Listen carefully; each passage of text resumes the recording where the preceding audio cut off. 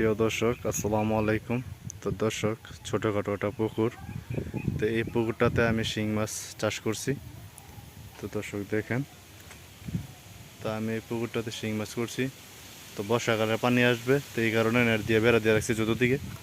এই যে দেখেন দর্শক, তো বর্ষাকালে পানি ঢুকবে, তো এই কারণে নেট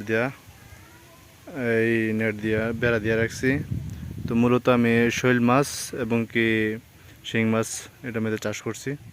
তো দর্শক দেখেন, এখানে খাবার আনছি, এই যে খৈর ভিজিয়ে, তো 24 ঘন্টা ভিজিয়ে 12 ঘন্টা ভিজিয়ে এখন খাবারটি দেব। তো সে দর্শক কিছু দিয়ে দিলাম আদার। এই যে দর্শক, তো আমি কিনো আনি নাই, তো একটা পেপার পেয়েছি, তো এই খোলটা দিয়ে দিয়ে দিতেছি শিং মাছে খাওয়ার জন্য খৈর।